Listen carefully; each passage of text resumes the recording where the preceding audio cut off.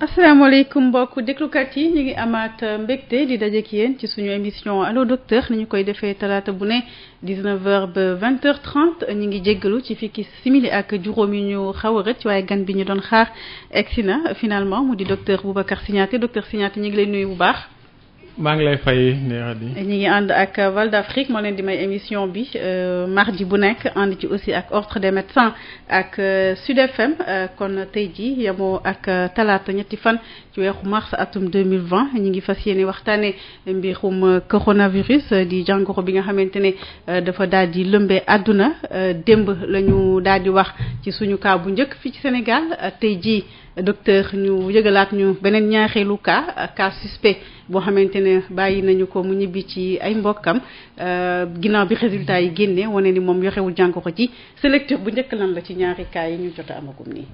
waaw sama lecture bu njëkk bi mooy au moins suñu système lu ñu doon préparé wu lu bëri defe naa moo ñu sauvé sax c'est pas que moo ñu parce que on était tellement préparé wax ci lu bëri et tout ce qui fait que détection bi xaw na gaaw léegi nag deuxième partie bi moo des mooy gérer cas yi et puis éviter yeneen contagion éviter mu law ci dëkk bi d'accord cas bu njëkk bi démb la cas bu njëkk bi defe naa am na benn structure boo nekk privé la xëy na du ñu tudd tur bi pour éviter la publicité mais defe naa structure privée boobu malade bi lëkkaloo na ak circuit wam lan nga ñu ci mën a expliquer. waaw xam nga foofu man fa laay liggéeyee mais depuis que problème virus bi posé wu Chine quasiment depuis début janvier ak d'habitude épidémie yi nu ñuy démarrer ñun xawoon nañ ñaaw njort ni xëy na dina fi egsi donc depuis boobu lañ commencé préparer wu di mettre en place ay parce que centre d'appel ñun généralement dañuy dem fekk ci maladie donc fekk ci koo xam ni fu mu nekk c'est un peu plus difficile que mu ñëw fekk ci la donc day woote donc depuis boobu ci centre d'appel yi lañ gën a concentré wu pour mën a identifier cas possible yi dès l'appel bu nit ki wooyee rek woote ñu mën a xam à peu près ndax nuroog nag cas boobu ou pas ce qui fait que dañu mettre en place juste ay genre mots clés maanaam ay baat yoo xam ni ku woote bu tuddee baat yooyu rek filtre bi day daal di commencer waaw bu ne par exemple dafay sëqët baat bi di metti yaram bi tàng yaram bi di metti wala muy tisoli lu bëri boole kook nag tukki boo xam ni fi mu bàyyee ko am na ay cas yu fa nekk te bi mu fay jóge matul fukki fan ak ñeent donc boo amee indication yooyu rek day daal di dugg ci définition de cas possible ce qui fait que ki nekk ci centre d'appel yi moom comme du médecin day basculer tout de suite appel bi ci benn médecin médecin bi mooy récupérer appel bi continuer discussion bi ak patient bi ou bien bu fekkee nit dafa woote pour keneen continuer compléter laaj bi donc bu compléter laaj ba pare moom médecin la moom dina xam ndax cas bu possible la ou bien bon nit ki dafa feebar rek beneen feebar la am en ce moment lay yónnee médecin bi maintenant bu ko wóoree ni cas bu possible la en ce moment du fa yónnee kenn day wax patient bi tamit bu mu bouger bu mu génn fu mu nekk na des fu mu nekk mu jox ko ay tegtal léegi cas premier patient bi li ngay wax ni noonu la demee waaw dafa woote donc moom dafa woote dafa nekk këram woote bi mu wootee daanaka ci centre d'appel bi sax même en dehors épidémie bi sax centre d'appel dafa am ay arbre décisionnel c'est-à-dire parce que boo wootee ci urgence dafa war a gaaw réponse bi dafa war a gaaw voilà boo wootee boo ne par exemple dama daanu dañ lay ne est-ce que da ngay nàcc wala nit ki est-ce que dafay nàcc est-ce que mi ngi ànd ak sagom est-ce que noonu lay fonctionner boo ne waaw rek day daal di arrêter discussion bi envoyer moyens yi tout de suite rapidement ce qui fait que moom bi mu wootee comme ni ma la expliquer sànq rek mots clés yi lañ wër ci moom est-ce que mi ngi sëqat waaw est-ce que yaram mi dafa tàng waaw est-ce que baat bi da doon metti waaw est-ce que yaram bi day metti maanaam ay courbature mu ne waaw est-ce que tukki nga mu ne waaw kañ nga ñibbisi mu joxe date bi foo bàyyi ko ak ban circuit ban dëkk nga jaar ba egsi fii ce qui fait que moom fi mu bàyyee ko parce que loolu aussi importance information bi surtout information bi fiable loolu la aussi parce que au jour le jour il faut que nga xam cas yi fan lañ nekk yan dëkk ñoo am ay cas fan lay jógee te loolu day changer chaque jour même pas sax chaque jour du matin au soir day changer journée bi kay day évoluer tout le temps ce qui fait que loolu moo soignants yi surtout il faut que ñu informer wu bu baax muy médecins yi infirmiers yi même population générale bi ñu informer wu di xam cas yi fan lañu nekk et tout loolu rek moo mën a définir mooy mën a définir cas possible yi parce que bu nit ki nee la da nga def fu mu bàyyee ko amul benn cas wala yow xamoo ndax foofu am na cas ou pas donc doo mën a orienter sa interrogatoire d'accord donc moom xam nañ fu mu jógee ak fan la jaar ba egsi fii donc loolu day daal di nekk ci kaw ci lañ ko ne léegi duñ lay yónnee médecin donc benn soignant du ñëw mais dañ lay wax lan nga war a jël pour que méttitu baat bi wàññeeku tàngaay yaram bi wàññeeku léegi yow da ngay beru ci biir kër gi laaj ko moom ak kan a nekk ci biir kër gi mu wax moom ak ñan ñoo nekk ci biir kër yi ñu expliquer leen naka la ñu war a doxale si la ñuy woote nag ci cellule alerte bi bu ministère bi voilà ñooñu aussi ñu jël relais bi voilà ñu woo leen pour informer leen ne leen bon bii cas bu possible la donc ñu discuter entre médecins donc ñu convenir que cas bu possible la donc ñoom bu ko defee rek ñoom dañu am c'est aussi seen organisation jaaree ko ci médecin chef district bi ministère bi laboratoire yi institut Pasteur boole yëpp def bàyyi ko këram moom ak njabootam yëpp fa lañ defee prélèvement yi bu amee vraie suspicion nag ci lañ koy hospitaliser continuer prélèvement yi def confirmation bi et puis soog a joxe information.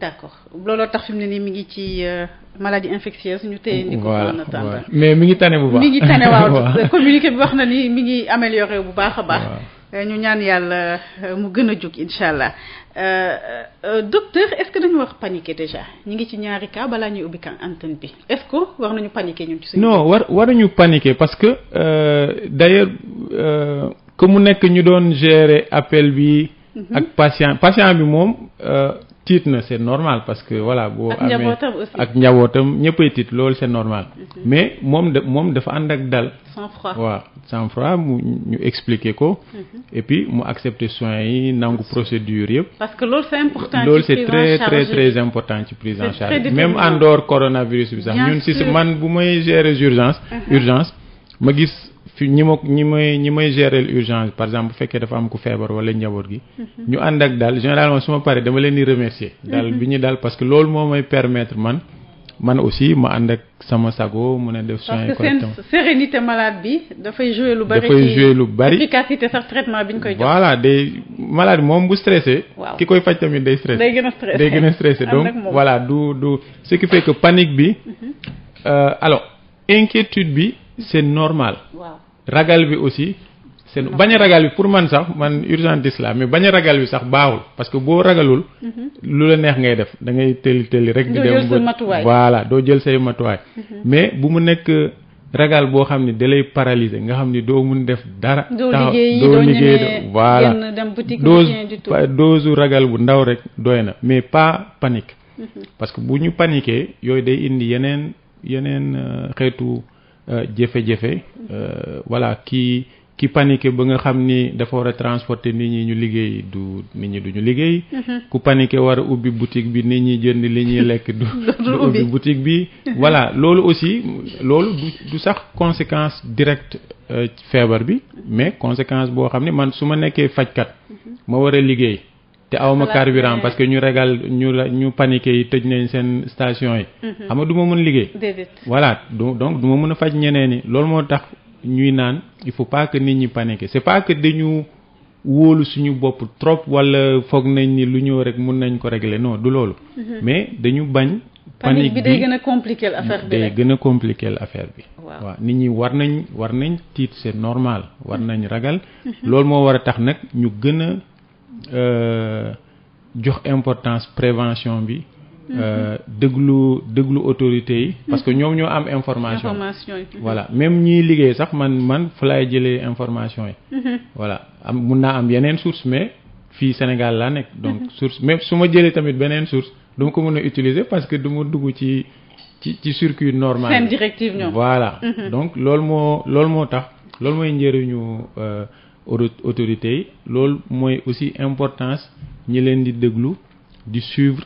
directive yi bu ñëpp demee benn sens voilà exactement donc panique bi moom jaru ko matu ko déedéet. d'accord dinañu ñëw léegi en détail ci jàngoro ji ni muy tasaaroo ak yeneen ñi ci làqu lépp mais dañuy wax ne déjà dinañu ubbi antenne bi ni ci 33 825 18 30 ñu ngi ànd ak docteur Signaté di urgentiste ñu ngi wax ci wàllu coronavirus ñaareelu cas am nañu ko tey ji ci ngoon confirmé nañu ko ci Institut Pasteur bu Dakar asalaamaaleykum.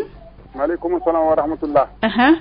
Adja maa ngi lay nuyu di la ziar di nuyu si invité boobu. ñi ngi lay fay bu baax a baax El Hadj Touré Yaraax. waaye maa ngi leen di nuyu di ñaan yàlla jàmm ci yàlla defal jàmm. allahumma amiin di ko ñaanal waa ci FM ak auditeurs yëpp. amiin amiin maa ngi ziar bu baax. tontu Diakhatam ak Tidiane Ndour. ñu ngi kontaan comme ça bon dégg nañ lu docteur bi digle noonu. feebar yi xaw nañu tiital waaye nañu topp digle yi rek nañu topp digle yi rek ak tere yi. li ñu tere après ñu def ko.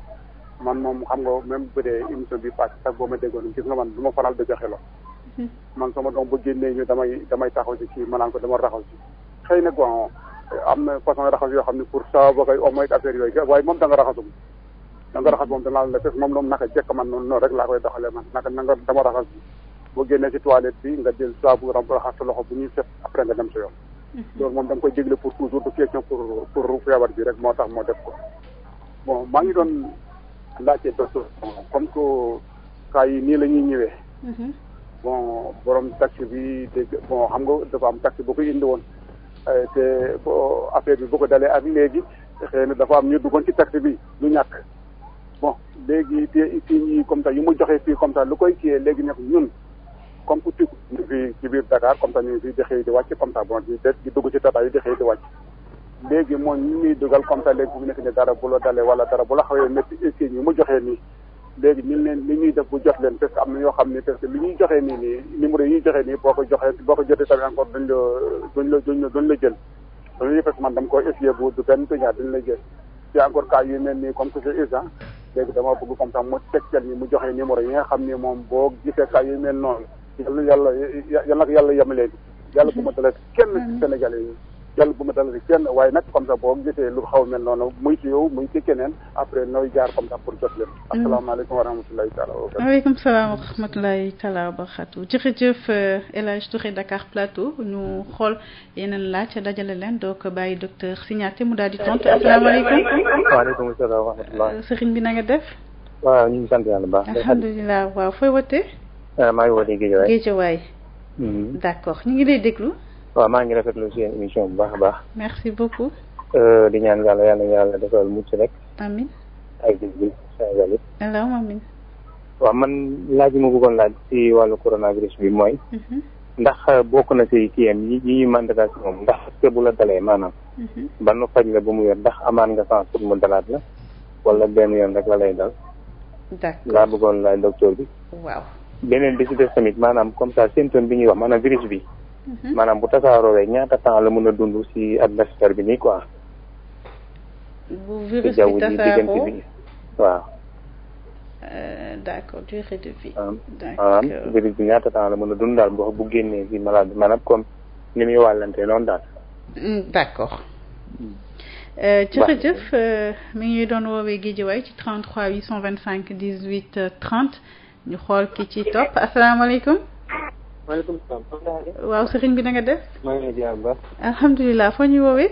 maa ngi lay woowee Grand Dakar. Grand Dakar. waaw avant tout maa ngi lay souhaiter joyeux anniversaire. merci beaucoup. yàlla def nañu feetu kay at yu bëree bëri. allahumma amin. te balaa loolu tamit innovation yi ñëw télé bi ñëw li fi ñëw. amin. waaw dama doon laajte comme am nañ 2 cas. waaw. ñun buñ ko bëggee moytu naka la ñuy def ak xale yi nga xam ne presque mun am contrôle bari ci ñoom. soit ñu dem jàngi école wala arabe wala genre mel noonu naka la ñuy war a moytoo ba du leen laal daal. d'accord. waaw maa ngi leen di remercier bu baax. jërëjëf sëriñ bi ñu ngi woon léegi Grand Dakar ñu jógee Grand Dakar xool ban destination la ñuy am ak docteur Signaté urgentiste te ñu ngi ci wàllu coronavirus asalaamaaleykum. waaleykum salaam wa rahmatulah. sëriñ bi na nga def. Mouhamed Thiam Malicounda Mbour. d'accord Mouhamed ñu ngi lay nuyu. mbaa yéen a ngi si jàmm. alhamdulilah. waaw nuyul ma docteur Signaté bu baax a baax. waaw mi ngi lay dégg. maa ngi lay fay Mouhamed. gërëm Passivalda. merci beaucoup. waaw ak l'ordre des médecins. d'accord. ak yow moom joyeux anniversaire. tey la sa anniversaire. non le premier la woon. ah d'accord man moom démb la woon. yow koy poisson rek nga mën a doon poisson yi dañoo baax. yàlla na yàlla guddal sa fan. amiin allahumma amiin guddal sa fan barkeel njaboot bi. amiin allahumma amiin. waaw man damay laaj docteur mooy actuellement yan précaution la ñu jël pour la population. pour les universités. gàmmu yi. del yeeg yooyu yëpp ndax état bi parce que l'état doit être ferme. parce que même boo xoolee en Arabie Saoudite arrêté nañu kii bi kii waroon am bon kii bi ñu ngi xalaat ndax aj sax dina am su mais vendredi bii passé en Iran presque une dizaine de mosquées dañ leen tëj kenn julli fa juma ñu joxe ordre ku nekk julli juma sa kër kon nag ñun Sénégalais yi il faut ñu ferme cérémonie religieuse yoo xam ne dafay drainer ay millions de personnes des milliers il faut que état bi jël disposition parce que sinon rek yàlla rek a xam. waaw loolu daal lay kii docteur bi yan précaution ñoom la ñu jël pour parer à tout cela. cérémonie familiale yeeg yooyu yëpp war nañ ci xalaat. macha allah yàlla guddal seen fan. allahumma amin.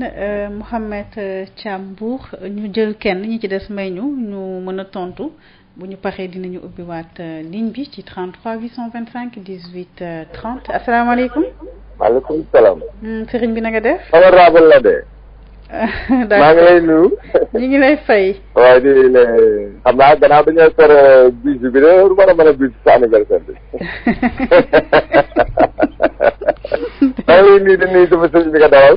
mi ngi lay fay bu baax. di ñaan ci réew mi rek jàmm ji nga xam ne wax naa ne ci suñu borom subhanahu wa taala ci loxoom la nekk yàlla doo leen jàmm pare di saar ak si biir réew mi. ñun nag buñ ko indee ci lislaam yi soxna si. islam wax na lu ñu war a lekk noonu. ñun jullit yi li ñu war a lekk wax nañ ñëw.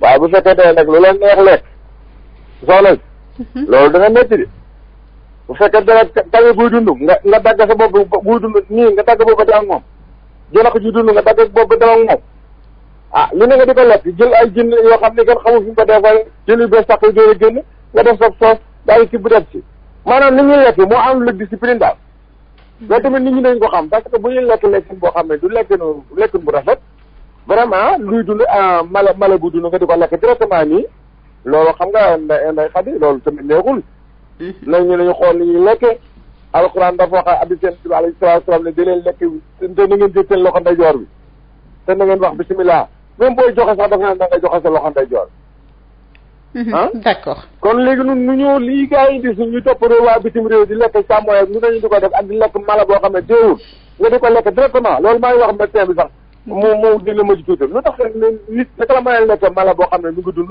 nga di ko lekk directement nii suppoo ko defoo ko dara loolu bëgg naa mu ndir mu ci ay leeral jërëjëf Diop. d'accord jërëjëf Mor Niang Pape Laye su fekkee amul ku rëcc ñu daal di bàyyi docteur Signaté mu daal di tontu docteur kon dañuy njëkkee ak El Hadj Touré Yaraax nee na moom dafa am habitude sax duy faral di joxe loxo du nuyoo waa këram itam ak moom ci boppam fexe na ba xale yi fu ñu mënti dem wala ñu génn ci toilette yi dañuy raxas seeni loxo léegi li mu bëgg a xam mooy ginnaaw fi mu ne nii xas nañu am ñaari cas lan la ñu mën a def ngir protéger suñu bopp ak itam ndax am na ay numéro yi nga xamante ne moom la ministère xam naa ni teg pour ñu di ci woote su fekkente ne xëy na njoxtu nga ni peut-être kii am na lu xaw a laaleeg moom ci mandarga yi ñu wax. waaw damay commencer ci numéro yi jox numéro yi mun nañ jàpp bu njëkk bi moo gën a numéro vert la parce que boobu doo fay dara mooy numéro vert bi 800 la 800 00 50 50 boobu numéro vert la amul fay normalement deuxième numéro bi aussi boo xam ni doo fay numéro SAMU national bi la 15 15 boobu aussi mun nañ ci woote. Ensuite cellule d'alerte bi. am na ñetti numéro portable. yu ñu prévoir. numéro portable yi c'est public. dama koy joxe nii. bu njëkk bi 78 la. 172 10 81. mooy numéro bu njëkk bi. 78 172 10 81. mooy numéro bu njëkk bu cellule mooy numéro bu njëkk bi bu cellule d'alerte. d'alerte bi waaw. deuxième numéro cellule d'alerte bi 76 la. 765 97 31. donc boobu mooy deuxième numéro. troisième numéro bi 70 717 14 92. boobu mooy troisième numéro bu cellule d'alerte bi. normalement 5 numéros yi. dina am ku la ci tontu. forcément ñett 5 numéros yi portable yi moom dina am. ku la ci ku jël. numéro vert bi SAMU bi aussi 15 15 bi forcément dina am ku jël. bu fekkee da nga soxla ay renseignements ou bien bu fekkee da nga bëgg a joxe ay renseignements. voilà wala nga bëgg a alerter. am loo xam ni. gis nga ko ñaaw ci njortu. nga joxe. comme ça boo joxe information bi ñoom après mun nañ la laajaat gën a xóotal xool. ndax li ngay ñaaw njortu dëgg la wala nekkul. voilà ensuite pour précaution yi. précaution bi ñuy répéter tout le temps. mooy li muy def moom ak doomam yi. mooy éviter contact yu bëri yi. regroupement yu bëri yi. grand nombre ak pendant longtemps ci diir bu yàgg. ensuite di raxas suñuy loxo saa su ne. aussi fréquemment que on peut. soo mënee raxas sa loxo chaque heure. même bu fekkee am nga impression ni tilimul. da nga ko war a raxas. parce que germes yi dañuy tag te yow doo ko gis. du nuroo aussi ak lu tilim. donc même bu fekkee sa loxo yi dafa set da nga ko war a raxas léegi raxas bi nag am na ay vidéo yu ñu def sax. di ko tegteel nit ñi. voilà di ko distribuer raxas bi aussi dafa am nu muy. voilà dafa am technique parce que yenn saa da ngay raxas loxo bi foog ni set na microbe yi dem na alors que am na poche yoo xam ni. fa la ñuy laqatu ci diggante baaraam yi. ci suufu wee yi. donc fan yii nii defe naa ñëpp a war a dagg wee yëpp dañ leen war a dagg dañ leen war a dindi. wee artificiels yi yu ñuy coller yooyu yëpp dañ ko war a dindi. jaaro yi aussi jaaru baaraam yi parce que raxas bi boo yoree ay bag ay jaaro raxas bi du set du egg foofu parce que ay nii lay nekk en fait finalement ay nii lay nekk microbe yi foofu la ñuy dem dajaloo dugg des foofu nag. waaw loolu bag yeeg jaari dagg wee yi dindi wee artificiels yi dindi jaaro yi di raxas loxo yi chaque heure ndox ak saabu fu am ndox ak saabu nga raxas sa loxo yi raxas bi aussi du rek sotti ci saabu raxas dem dafa am diir contact bi ak sa loxo saabu bi ndox beeg saabu bi dafa war a def au moins 30 secondes ba 1 minute nga nekk di raxas sa loxo ngay frotter ensuite ngay soog a rincer après 1 minute bi. boo nekkee bërëb boo xam ne nag amoo ndox. te mu am gel hydroalcoolique bi mooy gel bu ñuy jaay ci pharmacie et tout ça. même technique bi la. même durée bi la aussi. 30 secondes ba 1 minute ngay raxasee loxo yi raxas diggante baaraam yi si digg loxo bi. wee yi ak poignée yi. ñaari poignée yooyu souvent dañ koy fàtte. mais ci loxo bi la bokk. parce que germe yi foofu la ñuy jóge wàcc ci loxo bi fa la ñuy takk jaxa yenn saa fa la ñuy takk yooyu yëpp defe naa fan yii nii mun nañ voilà mun nañ leen dindi daal ranger leen ba yëf yi dal daal effectivement jaaru yeeg jaaru baaraam yeeg jaaru loxo yi yooyu yëpp nañ ko dindi daal mooy gën dagg wee yi et puis moytu dindi jaaro yi aussi voilà ak wee artificiel yeeg tout ça d'accord voilà ndox ak saabu nga ma wax ci raxas bi jarul eau de javel bon germe bi virus bu fragile la boo ci defee eau de javel aussi baax na mais eau de javel bi donc même durée bi la rek waaw mais eau de javel bi peut-être taamu nañ ko ci surface yi parce que koo xam ni dafa am doomu jàngoro bi aussi bu sëqatee day projeter doomu jàngoro bi da koy projeter presque ba 1 mètre bu tegoo foo xam ni dafa woow foo xam ni dafa woow virus bi mun na fa dund benn waxtu. 1 heure de temps 1 heure de temps. bu fekkee nag foo xam ni dafa tooy la lu xaw a humide. waaw mun na dem parfois ba 3 heures de temps donc suñuy raxas yooyu. baax nañu utiliser eau de javel voilà désinfectant yi ñu yor classique désinfectant classique yëpp presque day rey virus. parce que du virus bu dëgër bu nekkee ci biti. bu nekkee ci biti du dëgër du dund lu bari. donc facilement mun nañ ko éliminer donc ci surface yi yu ñuy raxas yi. voilà yooyu surface yëpp ñu koy raxas. su nekkee ci biti ak su nekkee ci biir différence bi nan la. ci biir parce que ci biir yaram gi. d'accord ci biir yaram bi ci biir yaram bi. lu mu soxla yëpp pour dund am na. foofu ci biir waaw fa lay toog rek. voilà fa lay toog alors que ci biti. du am lu muy dundee. voilà loolu mooy importance su prévention bi. raxas loxo yi éviter contact yi donc moom lu muy def baax na lool. na continuer noonu. mais na ko wax aussi ñi ko wër. waaw bu amee ay xarit mu leen di koy tettel bu amee voilà ay dëkkandoo mu leen di wax même discours bi même comportement bi la ñu war a am. doomam yi aussi ñu wax ko seen xarit yi mu leen ñaax ci loolu. voilà ci ñaari mesures préventives ci lay yem. voilà non parce que ensuite koo xam ni même bu fekkee feebaruñu. waaw kuy sëqat aussi. wala mu am grippe wala mu defe ni dafa feebar buy sëqat wala muy tisoli. waaw da ngay jël mouchoir à jeter. pas mouchoir tissu bu ñuy garder. mouchoir à jeter nga xam ne da ngay couvrir gémmiñ bi ak bakkan bi. ngay boole couvrir. booy sëqat ou bien ngay tisoli. boo pare nag da nga koy sànni ci mbalit bi. parce que foofu germe bi du fa dund lu yàgg 1 heure de temps lay def mu dee. ci poubelle bi nga koy sànni doo ko garder. wala doo ko teg foo xam ni keneen mun na ko laal. loolu mooy mesure yu gën a ensuite éviter contact rapproché yi nekk en groupe ci benn bërëb. yàgg foofu wala bërëb boo xam ne dafa tëju. voilà yooyu mooy presque mesure préventive yu gën a efficace. dernière mesure bi nag. mooy koo xam ni tukki na. foo xam ni am na ay cas ci 14 jours yi yaram bi commencé tàng muy sëqët baat bi di metti wala yaram bi di metti muy am ay courbature. kooku masque bi la war a jël ensuite alerter. beru soog a woote. ne moom tukki na ñibbisi na dëkk bu mu jóge woon dëgg na ni am na ay cas yu fa am. bi mu ñibbisee motul fukki fan ak ñeent mi ngi nii di sëqët baatam bi di metti wala bopp bi di metti wala yaram bi di tàng. kooku dafa war a woote ci numéro yi ba pare beru. déglu nag liñ koy wax. mais masque yi docteur dama gis que fii léegi daanaka ñëppay jël takk masque de.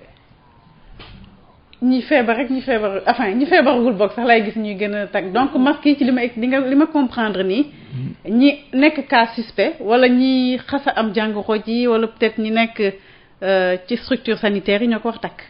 waaw masque yi ñaari xeetu masque la. waaw bu njëkk bi.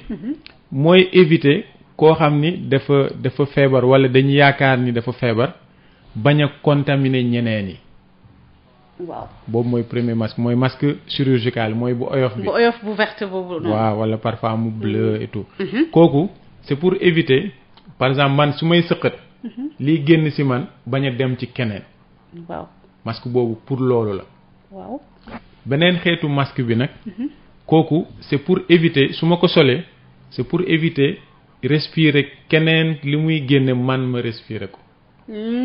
d'accord gis nga différence bi waaw. voilà mais ñooñu. fajkat yi ñoo ko yellool parce que ñooñu ñooy nekk en contact ak ñoo xam ni soit dañu feebar. wala dañu yaakaar ni dañu feebar mooy cas possible yi. ou bien ñu leen di faj. pour éviter ñu contaminer leen. ce qui fait que booy faj koo xam ni dañ ko testé ba pare ou bien mi ngi ci instance ñu ngi xool. moom day sol boo xam ni liy génn ci moom. du egg si ñeneen ñi man mii di ko faj damay sol boo xam ni lii génn si moom. du ñëw ci yow du ñëw ci man. léegi nag bu fekkee grand public la nga nekk foo xam ni dafa bëri nit nga nar fa yàgg lu diir bu yàgg. mun nga utiliser masque chirurgical bi bu fekkee da nga ragal wala bu fekkee mais par exemple benn cas boo xam ne gis nañ ko biir Dakar. yow nga nekk Tamba. waaw soxlawoo masque soxlawoo benn masque.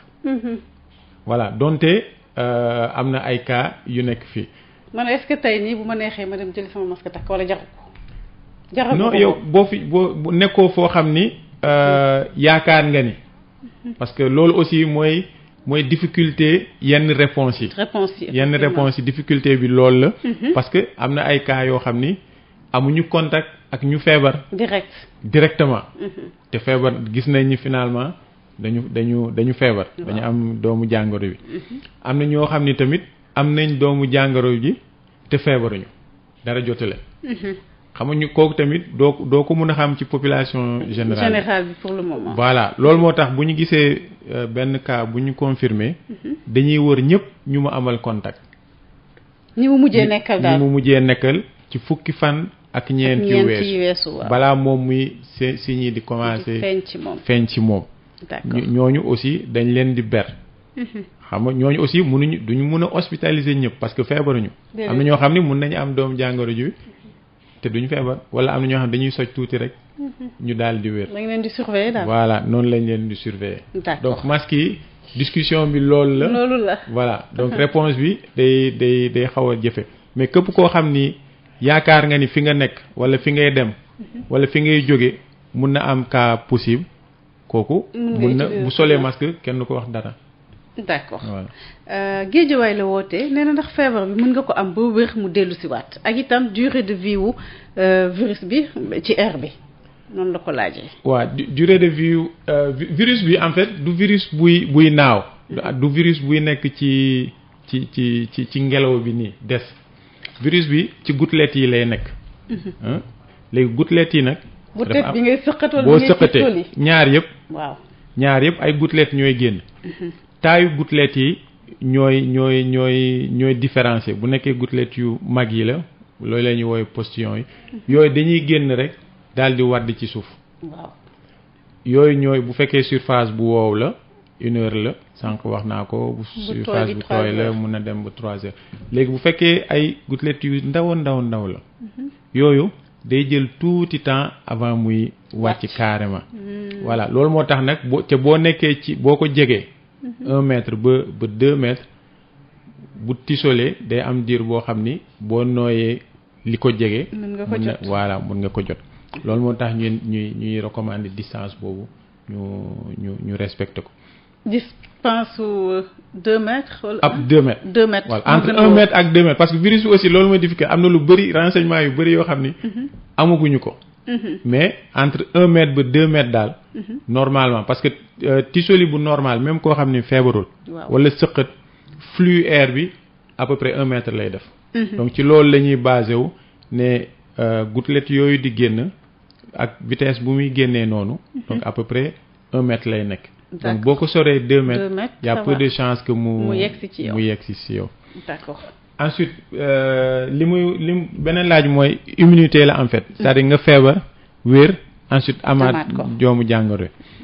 alors ci instant bi ni mënuñu répondre ci loolu ci virus bii nii.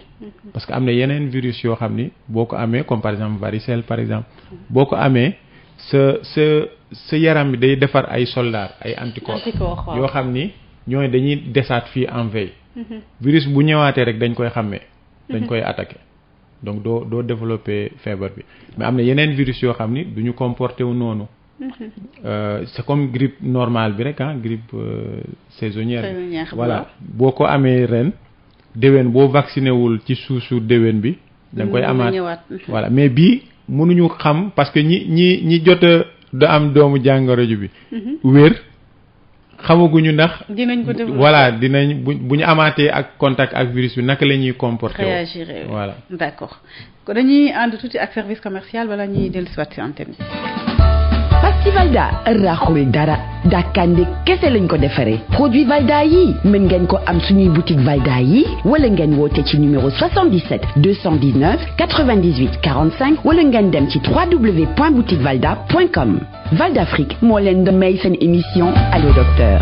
jërëjëf ñu dellusiwaat ci antenne bi ak docteur Boubacar Signaté di urgentiste te ñu ngi wax ci wàllu coronavirus bi dañuy dem ba Grand Dakar moom woote na ni feebar bi naka lañ ko war a moytoo surtout moom li ko gën a jaaxal moom mooy cible xale yi docteur ndax xale yi xëy na peut-être prise de conscience bi ñu war a def amaguñu maturité boobu peut-être te xëy na ñu ngi jógee seen kër dem ci école bi dellusiwaat ci biir njaboot gi itam.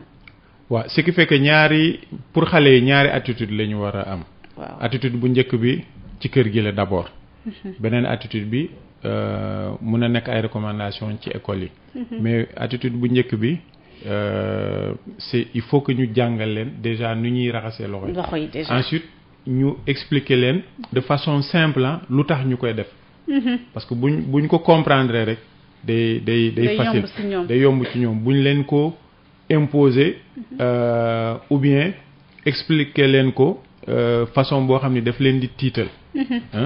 donc dañ leen ko expliquer simplement lan mooy feebar bi virus la lan mooy lu tax ni ñoom ñu war a raxas seen loxo yi et tout ça ce qui fait que ñoom dañ koy def comme jeu daal bu fekkee ay xale yu ndaw voilà bu ñu commencé màgg nag comme ñu nekk âge préscolaire yi daal ñooñu nañ ko jël comme ay jeu di leen ko expliquer ñu gën a màgg yi nag nekk collège et tout ça ñooñu presque ay mag lañ il faut que ñu expliquer leen parce que am na ñu ci bëri aussi ci cantine yi la ñuy lekk ci école bi ci donc ñu expliquer leen ni bu ñu demee ci école bi aussi même comportement bi la ñu war a ensuite ñu nekk ak ay exemple waaw sooy expliquer say doom ni dafa war a raxasu yow mi da nga war a raxasu da nga war a njëkk raxasu mu lay gis nga woon ko ni ñuy raxasoo nga expliquer ko ba pare nga taxaw mu def ko sa kanam nga xool nga rectifier ko ensuite saa yooyu raxasoo nga koy rappeler est-ce que raxasu nga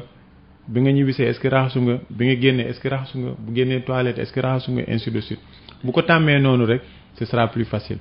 école yi aussi je pense que il faut que enseignants yi ci classe yi instituteurs yi institutrices yi surveillants yi ñëpp ñu sensibiliser leen.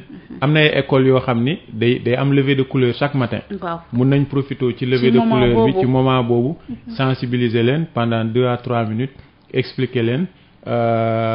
Aussi positionner ay gel ay ndox ci yenn endroit stratégique ci biir cours yi et tout ça ba pare di leen inciter tout le temps ci récréation bi bu ñuy génn jàngalekat bi ne leen bu ngeen génnee ngeen raxasu bu ñuy ñëwaatee avant ngeen ñëw ngeen raxasuwaat ainsi de suite je pense que sensibilisation bi foofu la war a gën a jublu ensuite ñuy sëqat aussi ñu expliquer leen naka la ñu war a comporter woo parents yi bu xale yi dem jàngi ngeen dugal paquet mouchoir jetable seen poche yi ak seen sac yi ñu bañ ko manqué won leen bu ñuy sëqat naka lañ koy def ci école yi aussi poubelles yi disponible bu ñu sëqatee ñu dem sànni mouchoir bi ci biir poubelle bi voilà ñuy vider poubelle yi aussi fréquemment loolu daal defe naa pour xale yi bu ñu ko defee c'est déjà très très bien. C'est quelque chose de bien. ñu ànd ak Mouhamed Thiam Mbour moom ba tey ci wàllu fàggu bi la wax ay précautions surtout ci population générale bi mu wax ba tudd rassemblement ay daje. surtout ci wàllu diine ndax xam nañ ne ci mois bi ñu nekk ni daje yi bare nañu yoo xamante ne ñu ngi koy prévoir ndax ne na ci yeneen réew dem nañu sax ba yenn mosquée dañ ko daal di tëj en attendant am na ci ñoo xamante ne yenn événement yi foo xam am dañ ko daal di annuler. ndax Sénégal xam naa ni ministère ñi ngi ci parce que tey rek je crois que ministre santé waroon na dem Porokhane rencontrer xalif bi ak ñi nga xamante ne ñoom ñoo yëngatu ci wàllu woowu appelu laayeen yi itam ñi ngi koy waajal donc ci wàllu woowu est-ce que am na tey xëy na peut-être lu ñu war a mën a def comme acte boo xamante ne dina mën peut-être gën ñu jàppale ba jàngoro ji bañ a wasaaroo jaare ci événement yooyu. waaw loo ci xalaat waaw bu njëkk bi xam nga man nekkuma ministère. donc yenn décision yi. du jóge ci yow voilà du jóge ci yow mais li ma xam daal ci xalaat waaw. décision yu mel ni ñaari fànn la. waaw techniciens yi dañuy wax li am. ne leen feebar bi. toll na fii. nii ak nii ak nii la ñu war a moytundiku. am na yenn réew yoo xam ne dañu ne rassemblement yi warul dépasser 3000 personnes. am ñu ne 500 am ça dépend réew mu nekk ak ni ngay organiser wu mais basé wu ci techniciens yi li ñuy wax. léegi techniciens yi moom man technicien la man médecin la damay wax jàngoro bi nii lañ koy transmettre. bu ñu regroupé woo bu ñu defee nii ak nii beneen partie bi nag ay décision politique la. mais je pense que fu mu nekk ni dëgg naa yenn déclaration yi par rapport ak laayee ni fii Porokhane ñoom nee nañ lépp loo xam ni ci wérgu yaramu askan bi la ci wérgu yaramu taalibe yi la te ñu war a jël décision bu mel noonu ñoom àndi nañ ci. donc xam nga loolu presque yombal nañ ñëpp léegi nag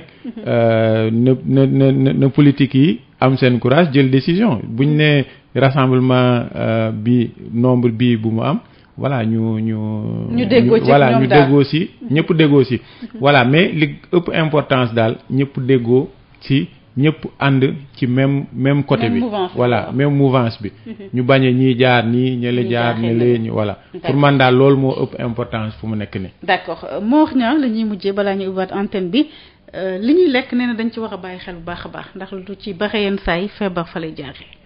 waaw loolu lu wér la loolu moom. ak anam yi ñuy lekkee tam. ak animaux sauvages yi en général alimentation bi.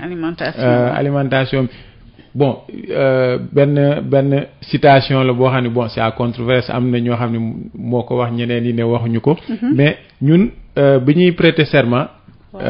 serment Hippocrate lañ koy wooye serment bi ñuy prêter bi ñuy soutenir suñu thèse. am na benn citation boo xam ne ci Hippocrate la jógee. nee na que ton médicament soit ton alimentation et que ton alimentation soit ton médicament c'est-à-dire que li ngay lekk na nekk sa garab na jóge ci li ngay lekk